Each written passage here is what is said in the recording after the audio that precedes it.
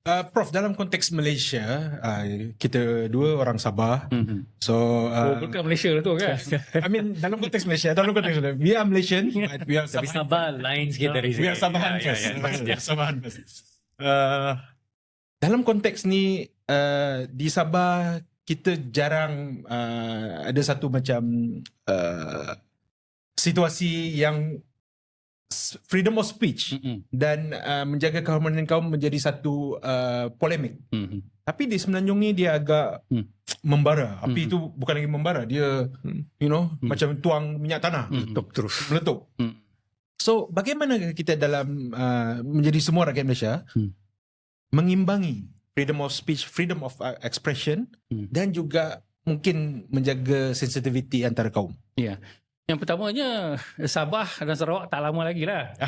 Okay, jadi saya pun dah trace insiden-insiden seperti Molotov ataupun koktail tu di Kuching, isu tentang Mazu statue, isu tentang lagu Christmas tu. Yes. Pun saya banyak lah, saya list selalu saya simpan semua ni untuk melihat.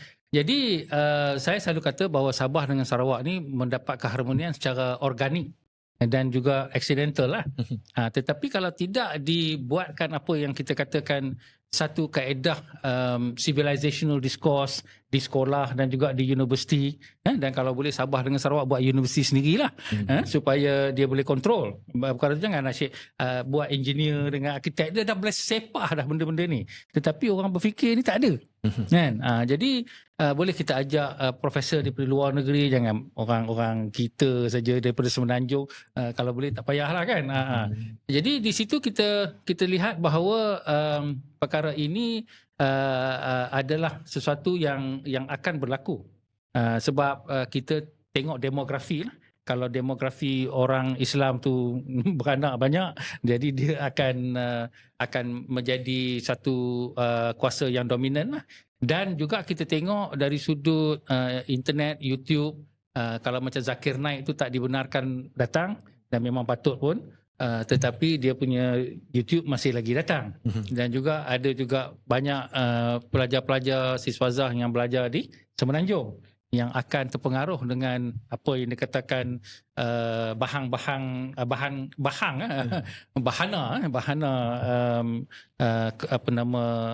konflik yang terjadi. Jadi apa yang kita katakan freedom of speech ni, sebenarnya perkataan freedom ni kita tak boleh guna lagi dah. Saya cukup anti freedom ni. Okay, banyak orang kata tak boleh lah Prof. Apalah tak boleh katakan. Kita jangan guna freedom of speech. Kita kena ajar wisdom to speak. Jadi wisdom ni adalah satu keadaan di mana kita telah berfikir sebelum kita bercakap. Bukan macam yang internet tu tak fikir main cakap aja.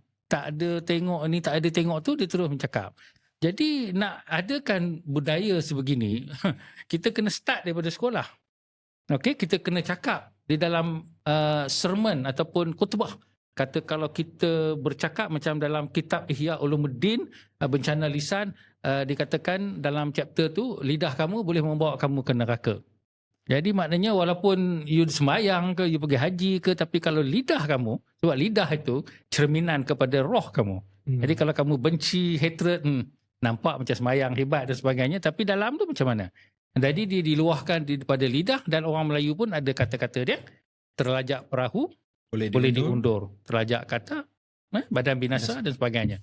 Jadi di situ kita lihat bahawa wisdom of speech ni, sebelum kita kena ada macam apa yang cuba dibuat oleh kerajaan, iaitu dia kena monitor lah, macam platform providers dan sebagainya tu. Kalau tidak tu, kita nak biar tu, itu Lee Kuan Yew pun telah mengatakan bahawa kita tak boleh practice freedom of speech seperti Barat, sebab kita ada this conflict of agama dan sebagainya yang very very volatile. Tapi dekat sana tu dia lain. Dia tidak ada sebegitu sebelum imigran banyak lah kan.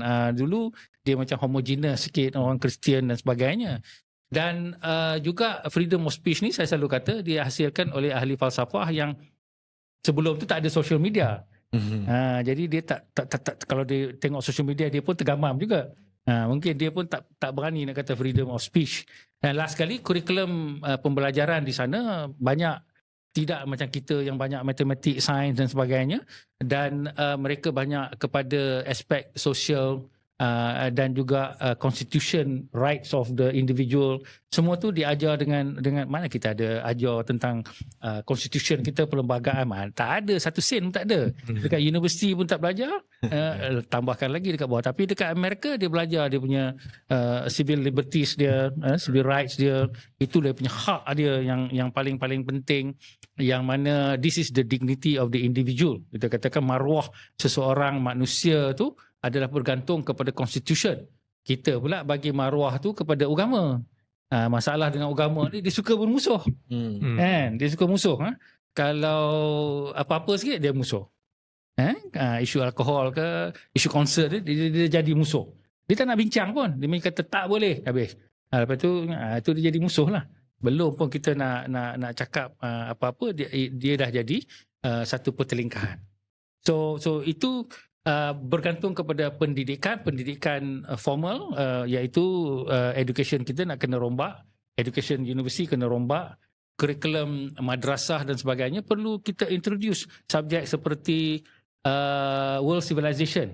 Jadi kalau ustaz tu tak kerti ajar, kita lah yang pergi mengajar sebagai benda yang orang kata sedekah ataupun amal jariah yang dikatakan. Ataupun ada company-company lain yang nak derma duit dan sebagainya tu, bolehlah bagi siapa-siapa yang boleh bagi lecture on civilization dan juga sustainability, SDG, bagaimana kita nak membina negara yang bersih dari sudut pencemaran alam, dari sudut korupsi. Semua tu tak cover dalam kurikulum Islam. Dan ini mengecilkan apa yang difahami sebagai kepentingan, aspek kepenting dalam Islam. Dia balik kepada alkohol dengan konsert tadilah. Jadi dia tak ada modal lagi dah. Okey, ustaz dia tak ada, dia punya orang kata orang-orang besar agama dia pun tak kerti nak cakap, ahli politik lagilah kan, kafe harbi, alkohol, konsert, dan tudung. Jadi itu je dia punya maudhu, orang kata apa, isu yang nak dibincangkan. Bukan kata benda-benda tu tak penting, tapi takkan tu saja.